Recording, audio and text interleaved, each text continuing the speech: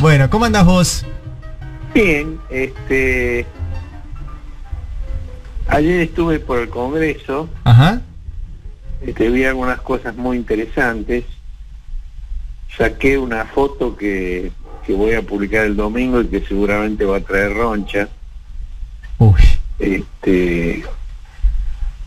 Mientras terminaba la discusión en las comisiones sobre el proyecto de derogación de la clandestinidad del aborto. Uh-huh. Bueno, finalmente no se cumplieron ninguno de los pronósticos negativos que estaban circulando, de que solo iba a haber mayoría en la comisión femenil, Uh-huh. pero no en las de salud ni en la de justicia y legislación penal, pero no fue así. Es decir, bastaba con que una sola de las comisiones no tuviera mayoría para que no quedara habilitado el tratamiento en el recinto. Uh-huh. Pero hubo mayoría en las tres comisiones. Cada una de las comisiones tuvo un voto mayoritario favorable, lo cual no fue fácil. Hubo muchas negociaciones, hubo muchas discusiones, pero finalmente se logró, y entonces el proyecto se va a tratar el 29 de diciembre en el recinto. Eso tampoco quiere decir que esté asegurada su aprobación. El voto de las comisiones, si bien, digamos, anticipa de alguna manera las relaciones de fuerza en el recinto, no hay una equivalencia automática, y además hay, digamos, una serie de operaciones lanzadas a favor y en contra que pueden producir efectos sorprendentes. Uh-huh. Mucho camaleonismo. Acá hay una línea de fractura que no pasa por las líneas partidarias.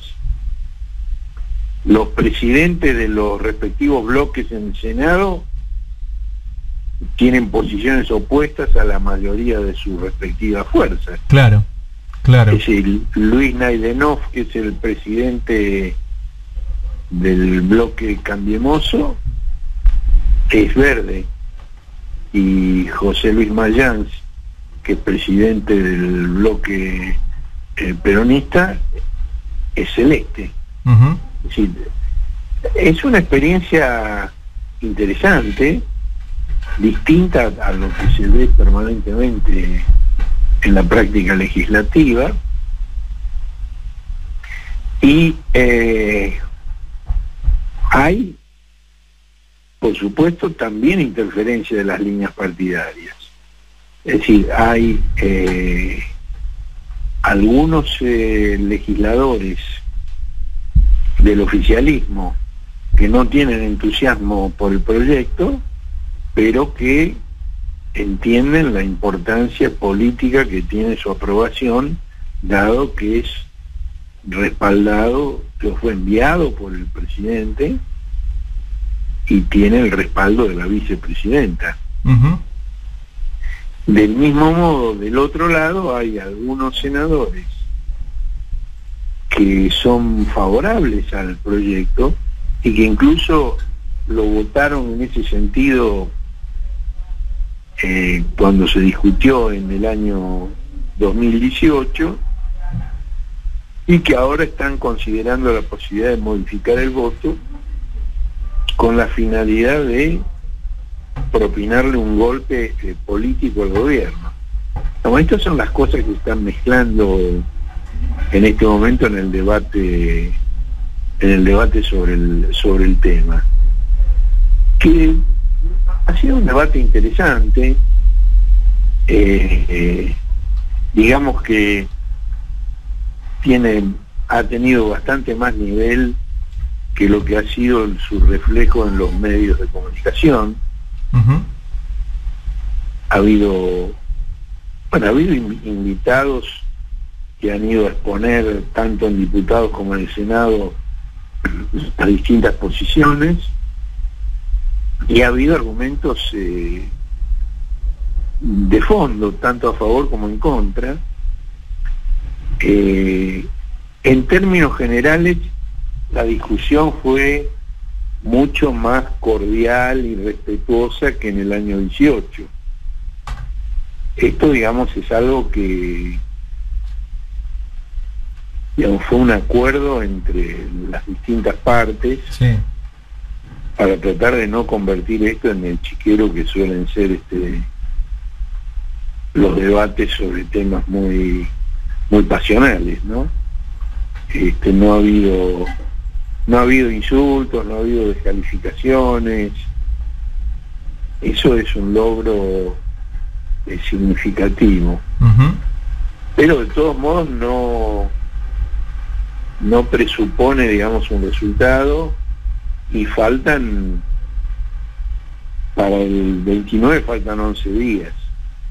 Sí. 11 días en los cuales las operaciones desde afuera sobre los distintos senadores van a continuar. Ujú, totalmente. Digo, en el recinto no ha habido agresiones ni insultos, pero afuera sí. Afuera sí. Sí, sí. Y ha habido amenazas, ha habido escraches. Sí, sí, en un tiempo donde todos los senadores van a estar en sus provincias por las fiestas. Bueno, el debate va a ser remoto. Ujú, sí, sí, sí, sí. En diputados fue presencial, pero en el Senado hay un protocolo que rige hasta fin de año, por lo menos, por el cual la sesión es remota. Ujú. De modo que puede haber todavía cambios. Bueno, hoy fue desinternado el senador Menem, salió del instituto donde estaba siendo tratado por una infección urinaria, renal. Se especulaba mucho con la posibilidad de que Menem no votara, Ujú. pero digamos ya está recuperándose y ya está en su casa. Y ese es un voto, no sé si llamarle celeste o púrpura. ¿Por qué? ¿Por qué púrpura? ¿Por qué púrpura? Por el color episcopal. Ok. Viste que a los obispos le llaman purpurados. Sí, no lo había entendido. No, sí, él ya adelantó que va a votar en contra. Digo, Menem es el inventor de esa entelequia que es el niño por nacer. Ujú. Sí, Decía, consagrado un día del niño por nacer. sí. Bueno, hubo expositores tradicionales, las distintas posiciones.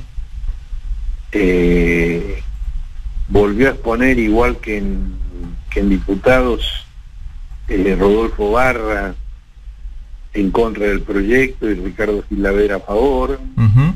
Dos ex altos funcionarios judiciales. Sí. Barra fue secretario de Obras Públicas, que estuvo varios años en comisión en la Corte Suprema de Justicia para apoyar el proceso de privatizaciones que había impulsado desde el Ministerio. Ujú. Y Gilavera fue camarista en la capital y luego ministro de Justicia del gobierno de la Primera Alianza. Ujú. Que pusieron las posiciones contrarias. Y hubo un caso especialmente conmovedor, que no sé si lo tocaron ustedes, el de la médica. Hablamos ayer con ella, la tucumana. Sí. Sí, la entrevistamos ayer, fue tremendo. No, quedamos muy conmovidos acá también de la charla que tuvimos con ella.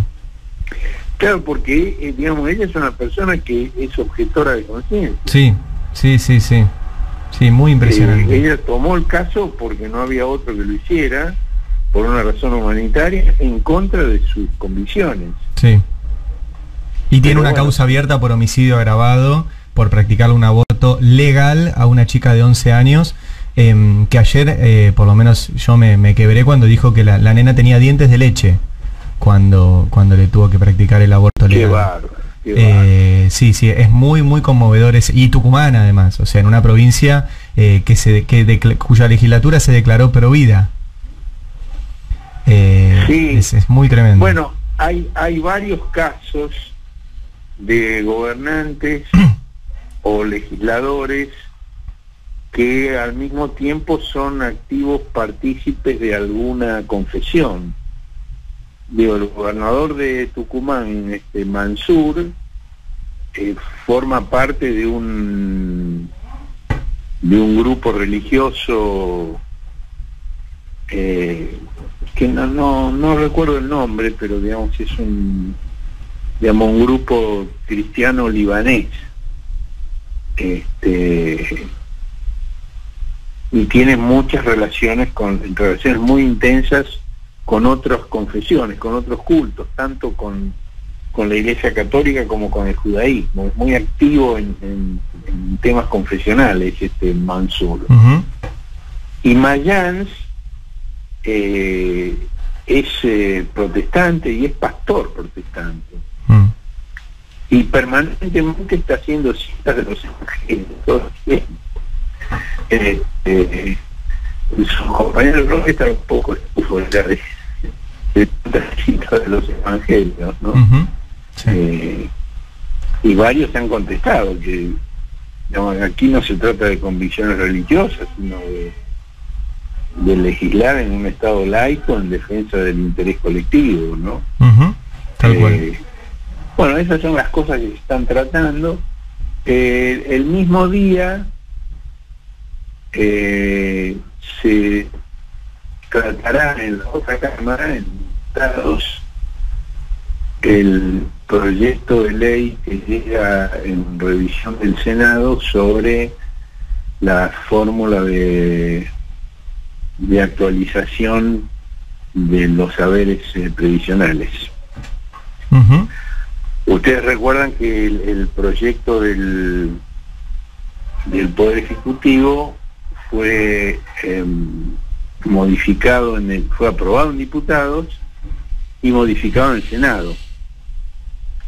La fórmula original del Ejecutivo contemplaba actualizaciones semestrales y la toma del aumento de diciembre del 5% a cuenta del primer aumento de marzo. Y además establecía una fórmula de actualización en partes iguales entre el índice de salarios registrados que lleva el Ministerio de Trabajo, que se llama RIPTE, y la recaudación de los impuestos que se coparticipan con la ANSES. Bueno, en el Senado eso se modificó y la actualización va a ser trimestral, no semestral. El 5% otorgado en diciembre no se va a descontar en marzo, sino que va a formar, digamos, parte del piso a partir del cual van a comenzar los nuevos aumentos. Uh-huh. Y la fórmula no es RIPTE más impuestos para ANSES 50 y 50%, sino la parte, digamos, salarial es RIPTE o índice salarial general que lleva el INDEC, la que sea mejor. Claro. Porque la medición que hace el Ministerio de Trabajo es solamente los trabajadores registrados, que en general es más alta. Uh-huh. Pero no es obligatorio que sea así, y en algunas circunstancias puede ser distinta, porque el indicador que lleva INDEC, que contempla todo tipo de asalariados, incluso los informales, en determinado momento, ante determinada coyuntura de un aumento general, puede ser mayor que el RIPTE. Uh-huh. Claro. Entonces, la fórmula es 50% índice salarial, pero el que haya sido mejor en el trimestre. Por ahí la discusión,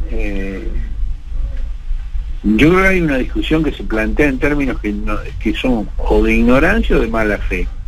Digamos, el argumento de que se ha suprimido la inflación en la fórmula de actualización, es decir, que estaba presente en la fórmula que se aplicó desde el año 18 con el macrismo, la oposición dice que esto implica asegurar que los jubilados pierdan respecto a la inflación. Se suprimió la inflación de la fórmula. Pero en realidad es todo lo contrario, porque la inflación en la fórmula no implicaba recuperar la inflación, sino no pasar de ahí. Es decir, ese era el techo. No se podía tener más que eso. En cambio, con la nueva fórmula, si la recaudación de impuestos, por ejemplo, y los aumentos salariales son superiores a la inflación, la fórmula previsional de ajuste va a ser mejor que lo que comió la inflación. Posibilidad que antes no existía, porque la inflación era el techo que impedía superar. Y digamos, uno dice, bueno, pero ¿cuándo los salarios le van a la inflación? Bueno, en el proyecto de presupuesto que mandó el Poder Ejecutivo al Congreso, los salarios le van a ganar a la inflación. Ahora, y la recaudación, hace ya 3 meses que la recaudación impositiva es superior a la inflación. Que esto no está garantizado que vaya a ocurrir, por cierto, pero digamos, abre una posibilidad favorable y no contraria a los trabajadores, a los jubilados. Bueno, estas son las cosas que se están discutiendo. Igual que en el tema de la derogación de la clandestinidad del aborto, hay mucho rum de que no se van a lograr los votos para ratificar el cambio de la fórmula, que el bloque de Juntos por Roberto Labaña votaría en contra. Lo digo así porque no me acuerdo cómo se llama, y en cambio todo el mundo entiende lo que quiere decir Juntos por Roberto Labaña. Y ahí, bueno, ahí tenés formas, digamos, de ejercicio del poder del gobierno actual. Es decir, Alberto Fernández es muy delicado, es muy respetuoso, es muy cuidadoso, lo trata a Labaña realmente con guantes de seda y lo tiene entre algodones. Sí. Ahora, si Labaña, digamos, el bloque Labaña va a votar en contra, bueno, es como para preguntarse qué sentido tienen los cargos que el gobierno le ha dado a Labaña, por ejemplo en el INDEC, donde ha colocado al hijo del exministro. Sí. Digamos, es difícil pensar que con el gobierno de Kirchner o de Macri pudiera pasar eso, que alguien que tiene una posición tan relevante en un organismo estatal se permita disentir con el proyecto oficial en un tema tan crucial. Es extraño. Bueno, son cosas que están en juego en todas estas cuestiones. Tenemos un fin de año interesante. Tal cual. Bueno, ojalá termine bien, ojalá termine con la nueva forma jubilatoria y con la ley de aborto. Y ahora me voy a quedar muy intrigado con la foto que vas a publicar el domingo en el cohete. Ah, sí, te va a llamar mucho la atención. Bueno. Y no solo a vos. Bueno, Horacio, buen fin de semana. Bueno, codazos. Codazos, Horacio Berbisky en Habrá Consecuencias.